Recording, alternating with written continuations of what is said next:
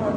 Salam kasih, salam IPG KT Show kelas pertama 2025. Topik wawancara kita pada hari ini berkaitan isu-isu kerancuan bahasa. Saya Nurul Idayistis merupakan moderator anda pada hari ini dan memperkenalkan saudari Nur Ania Syafiqah binti Saib untuk bersama-sama dengan kita. Kami merupakan siswi guru persediaan program ijazah sarjana muda perguruan Ambilan Jun 2022 daripada Institut Pendidikan Guru Kampus Tun Musim On. Sebelum kita berbicara dengan lebih lanjut, izinkan saya menceritakan serba sedikit berkaitan isu kerancuan bahasa yang semakin berleluasa di negara kita.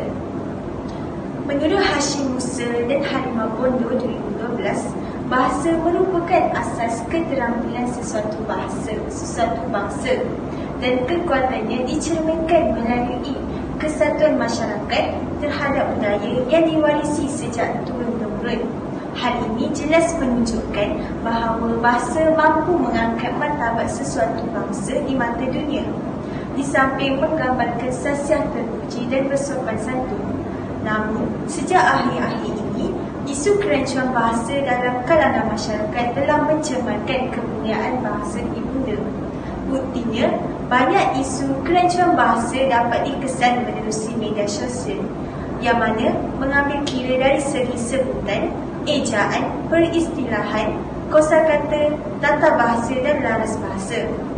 Secara tidak langsung, situasi ini amat membimbangkan kewibawaan bahasa Melayu yang mula goyah dan dipandang hina oleh sesetengah pihak.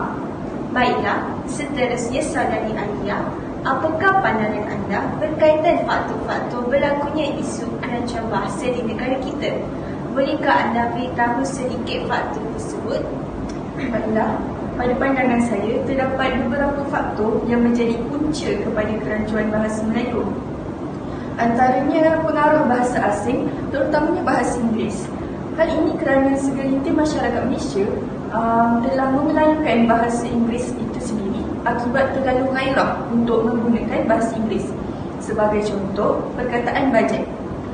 Selain itu, pengaruh bahasa dialek atau daerah daripada bahasa standard, logat, pelet, daerah, negeri dan lain-lain lagi. Contohnya, penggunaan perkataan dema yang menggantikan perkataan dia dalam bahasa Perak. Selain itu, pengaruh teknologi. Apa yang dapat saya perhatikan, pada zaman sekarang, penggunaan bahasa rojak yang sangat kritikal di laman sosial semakin menular dan dianggap perkara biasa. Di samping itu juga pengaruh majalah, cerpen dan novel atau bahan-bahan cetakan yang lain. Lazimnya saya mendapati novel-novel atau bahan-bahan cetakan ini banyak kesalahan bahasa yang telah digunakan dan yang paling ketara adalah kesalahan dari segi tata bahasa. Baiklah, terima kasih saudari Alia. Apa yang saudari Alia beritahu sebentar tadi sangat mencapai objektif kita pada hari ini berkaitan isu kerancuan bahasa yang berlaku di negara kita. Oleh itu, dapat saya simpulkan di sini bahawa isu kerancuan bahasa yang berlaku di negara kita ini perlulah dibendung agar dapat memartabatkan penggunaan bahasa Melayu yang betul oleh setiap masyarakat. Berdasarkan pandangan saudari Alia, ayolah kita berganding bahu dalam meningkatkan penggunaan bahasa Melayu dalam kalangan rakyat Malaysia sehingga dipersadar antarabangsa, sekaligus dapat merapatkan perpaduan antara kaum yang berbilang bangsa. Seterusnya, kita teruskan dengan topik kedua yang akan kita bahaskan pada hari ini berkaitan kesan kerancuan bahasa apabila terdapat penggunaan bahasa Melayu rojak dan lain-lain lagi. Saudari Alia, apakah kesan-kesan kerancuan bahasa yang dapat dilihat di sekeliling kita? Baiklah, sebenarnya isu kerancuan bahasa itu sendiri merupakan isu yang besar dan semestinya kesannya juga besar. Antaranya mutu bahasa Melayu, baku lisan dan tulisan akan merosot. Hal ini kerana nilai bahasa Melayu akan jatuh dan sekaligus mengetepikan status bahasa Melayu itu sendiri sebagai bahasa rasmi dan bahasa kebangsaan. Bukan itu sahaja. Proses perintelektualan bahasa Melayu akan terbantut. Ianya kerana bahasa Melayu tidak digunakan sebagai wadah pengantar ilmu tinggi yang tidak berkembang selaras dengan perkembangan ilmu pengetahuan. Kesan seterusnya, wujudnya jurang dan perbezaan kelas berdasarkan fahaman dan mentaliti terhadap penggunaan bahasa.